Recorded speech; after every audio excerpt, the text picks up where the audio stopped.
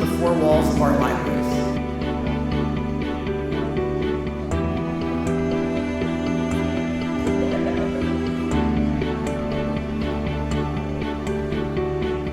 There's somebody out there who's not.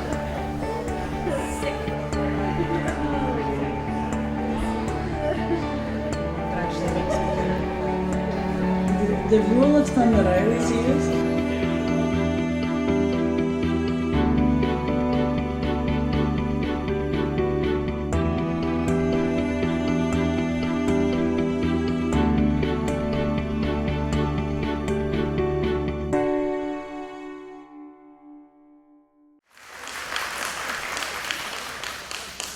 So thank you.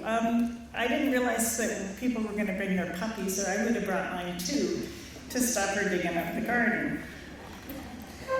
So, what do I know about this? The topic is governance and operations. So what I know about this is not just theoretical, but I've worked for quite a few boards, library boards and others.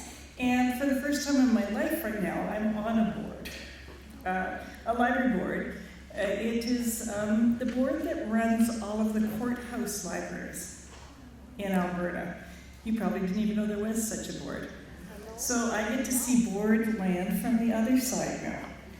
So I do a lot of work with library boards, and I do a lot of coaching of people in library management positions. And this is a question that gets asked over and over. Whose job is this? And so what I'm going to talk about today is what is the problem and maybe what's the solution. So you can look up governance, you can look up operations, and you can get some definitions. So formal definitions, they'll say governance is the planning, both strategic and financial, for an organization, setting goals, defining limitations, and making sure that you meet the requirements of the legislation.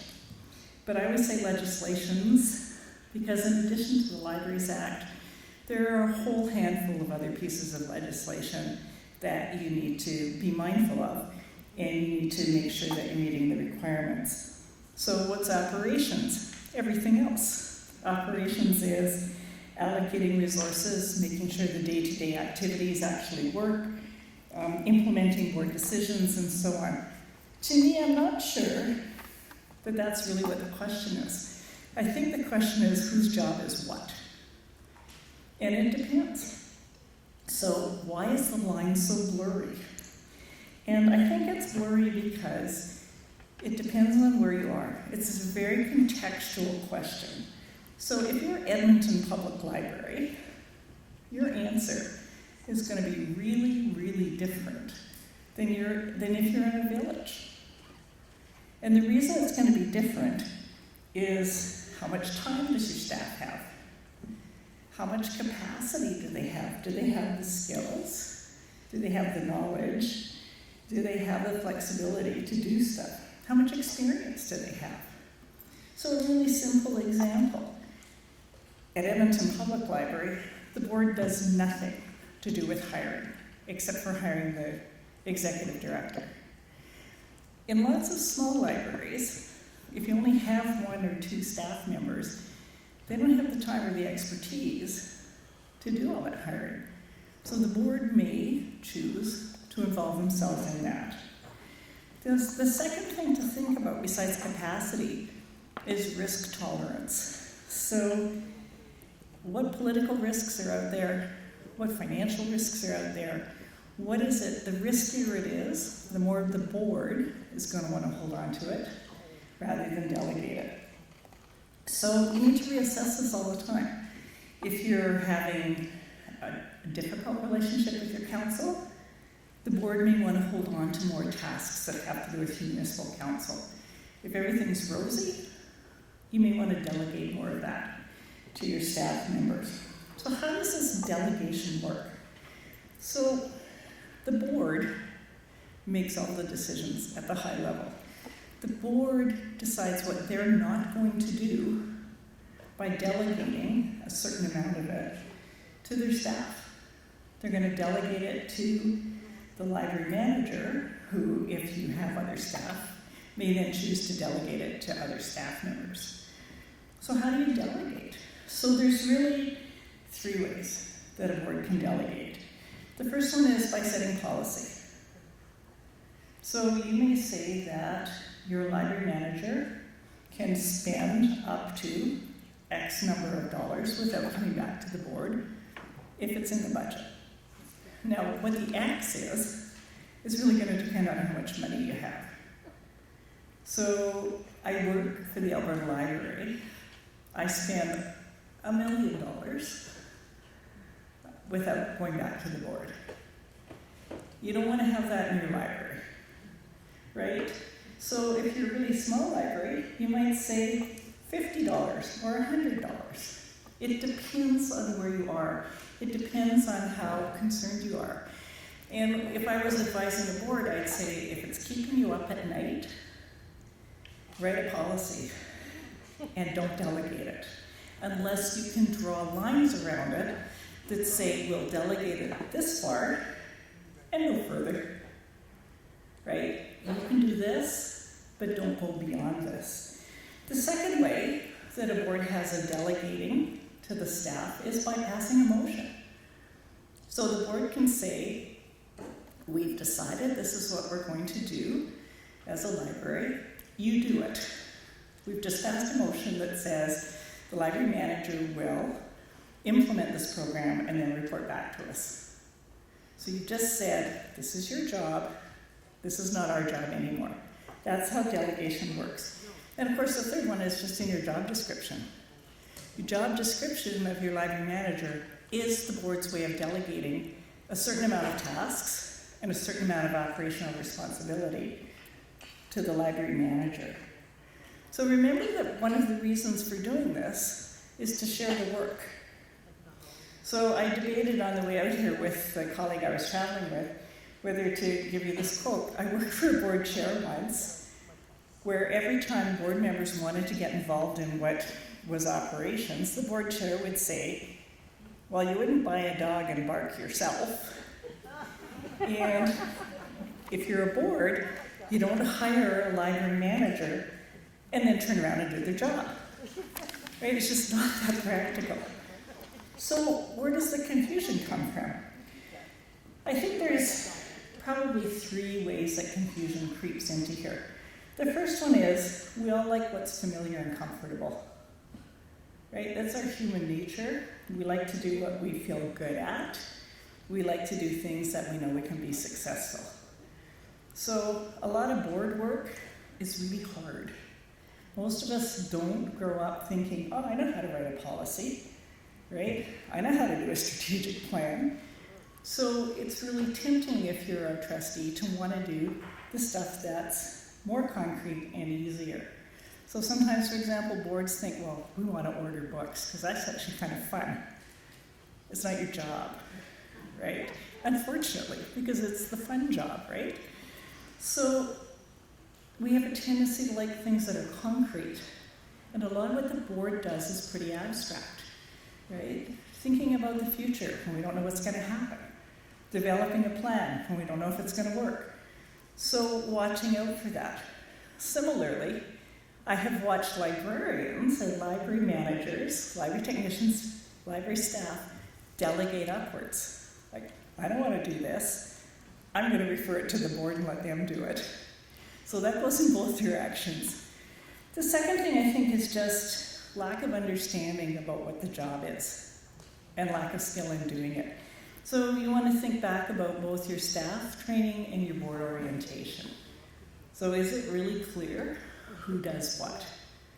Is it really clear where that boundary is? And it'll be in different places. So I have worked with some library boards who will ask for a collection plan from the library staff, and then we'll approve the plan and then say, you've got the money, you've got the plan, go do it. Fair enough. I've also worked with library boards who don't want anything to do with collection. They say that we hired someone to do that. They're both correct, right? It just depends on your situation. What's more important is that you be clear. So you should have a board orientation so your board members know what their job is. You should have a clear job description and make sure that your staff know what their job is. And you should have policies that outline where that boundary is. So somewhere between, every time you buy a stamp, the board wants to know about it. I had a board member like that. To, oh yeah, do what you want, is the right line for your library. And where that line is depends on all of the factors that I've talked about. I think the third area of confusion is just results from lack of trust. Either the board doesn't trust the staff, or the staff don't trust the board. And I'm sorry to stand here in front of a bunch of trustees and say that, but that happens too. So instead of sorting out the problem, we start to creep. I'll just do this because I don't really trust them to do it right. And that's where it starts to get beyond confused. It starts to get really upset. So how do we make this work? The first thing is remember that this is joint accountability and joint effort. You're all in the same business, you're all at the same library, you all have the same goals. If everybody does their part and the parts mesh together, then you'll get where you're going. If you all are busily doing each other's jobs, anything could happen and it's unlikely to be good. The second thing is think about the division of labor. So who has time to do what, who has skill to do what, who has the interest and commitment to do what. So you want to get it all done, but who does what? Actually really depends on your situation. So like I said at the beginning, if this was really simple, I could have come up here and in one sentence cured it and we could have had an extra 20 minutes to visit and drink coffee. It's not that simple. If it's starting to be an issue in your library where you're feeling like you don't really know what's going on, go back and look at those 3 tools. Do we actually have a policy that says our library manager can do up to this but no further? Have we given clear direction? That delegation, by the way, is not only from the board to the staff, but from the board to its own committees. So some of the work of the board, some of the work of the library will get done by board committees, but they also need to know the same thing. What do you expect? Do you have the go-ahead to act? The other area to watch out for is in the smaller your library is, the more likely this is to happen, where the board members turn around and act as volunteers in the library at the same time. And I always wish we could just issue people with hats. So you'd have your board hat, that's your decision-making hat. Then you have your volunteer hat. That's you go to the library and behave as if you were a staff member, not a board member anymore. So you're not getting to make those higher level decisions. You're there to do the work to support those. So if you see me next time selling hats, you'll know that I've actually tried to come up with a concrete solution to this. So go back to thinking about a principle that one of my professors told me, that clarity is kindness.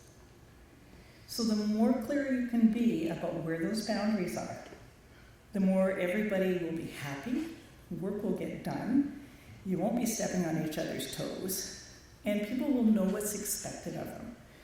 People generally will try to do what's expected, but you need to know. So if you're starting to feel like things aren't right and you're a bit confused, are your policies clear? Is your job description clear? And does everybody actually know what it is and what it means? And then the third thing is, are we passing motions to say this is what needs to happen? So I think I've just talked for 20 minutes actually. So 3 things. Oh, I have 5 to go. 3 things, right? If you're confused, you have a diagnosis tool. If you want to prevent it, you have some steps to prevent it. And at the end of the day, the goal you're trying to accomplish is that everybody's going to work together to accomplish the library's goals. So I hope that helped. Thank you.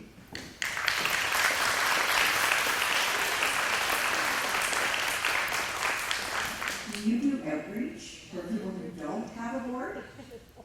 Yes. I thought they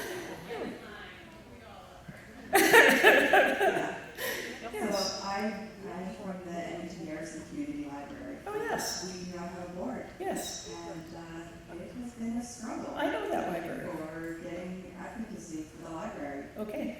So, my I, job description is a community recreation supervisor. Yep. My staff's job descriptions are recreation leaders. Yep. We don't do any, our evaluations are library evaluations though, so. so I will give you my email, Thank you. actually, and we can talk. And since I live in Edmonton, I can bring my puppy. But I've actually been to that library, so, but not for some time. See, you should win a prize because you asked the first question, and now look what's happened. Good for you. Yeah. During the break, I went up to Margaret and said, "Did you work in Redwater?" "I'm sure I know you." Now I know why I recognized you, but in the wrong place. Margaret did an organizational review for the NLLS Yes. library system. Yep. And personally, I found it really, really helpful. Well, thank you. She does really good work. So I should be wearing that hat today, right? Anyway, no question, just comments. Oh, well, thank you. Thank you really a lot. Yeah.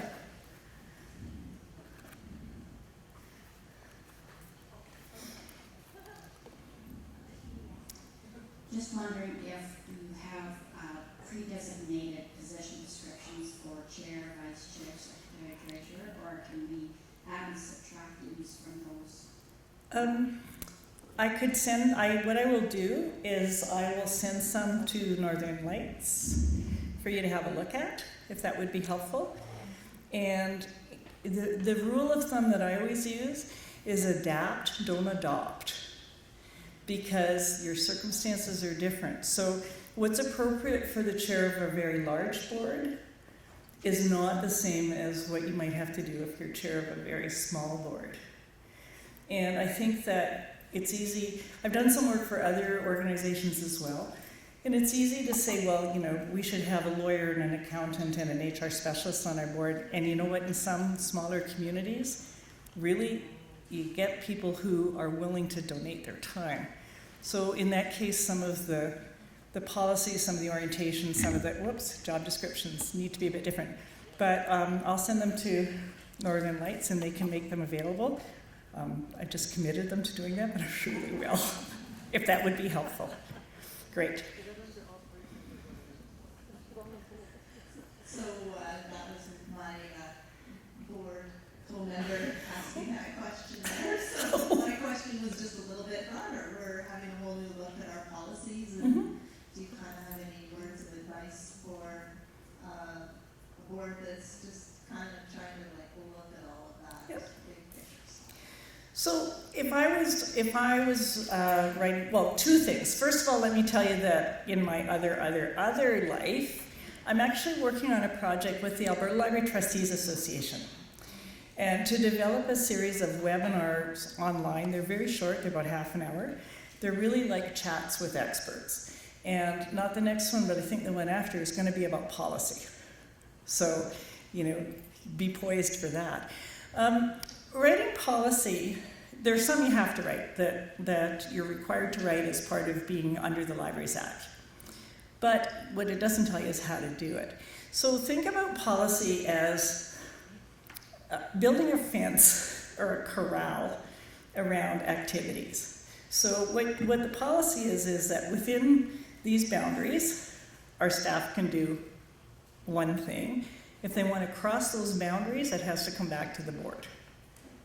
So be really clear if there's things that your board does not want your staff to do without coming back to the board, right? Or you want them to do.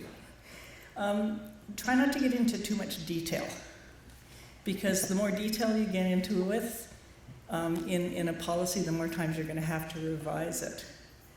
So, for example, you might want a safety policy, because I know that's something that a lot of libraries are dealing with right now. So how do you keep your staff safe when there's lots of strange things going on? So within your policy, what you want to lay out is what kind of support that you expect your library manager to provide. What does the board want? Does the board want it to be reported to them just on a regular basis? Do you want it to be reported right away? So think about what that is. And if I were a trustee, I'd say, if this is keeping me up at night, or this is the third time we're talking about this, let's have a policy. Because policies ensure consistency over time. Does that help, or did that just confuse you even more? Okay. Any other questions? Going once? Oh. I feel like I'm being auctioned off here.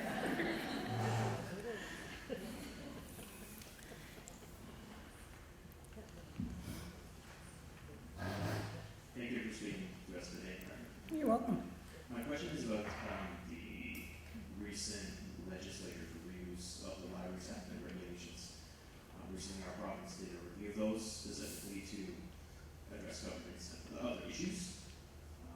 If you were the supreme ruler of the land, you could strike and or add things.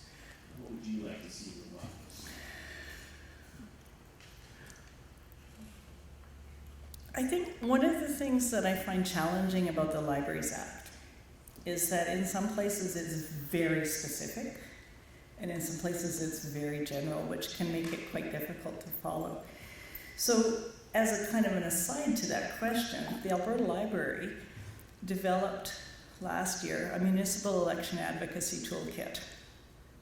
And people across the province used it or not, as they chose to, but quite a few people used it. And so the Alberta Library was contacted again to develop a provincial election advocacy toolkit, which we're working on right now because who knows when the provincial election might actually arrive. And so it's tools that you can use to advocate. So one of the things that the community asked us to put in there was that they would like some predictability in funding and some clarity. So it's not about the dollar amount, it's about being able to know what's going to happen, what population figures are going to be used and things like that. The second one was that consultation on changes in the Act and the regulations needed to be much broader than just the library community, because decisions that are made in the library community affect our users. So I realize I'm talking around that. I have to say, as a professional librarian, and I know this is not a position that everybody agrees with, that there needs to be something in there about when you need a librarian. Are the numbers right?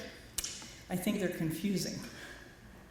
But I do think there's a need for trained and qualified staff, largely because there's so much money on the table now in libraries that you want to have people that are qualified to and trained to deal with it. So sorry, I think I talked around your question quite a bit without answering it.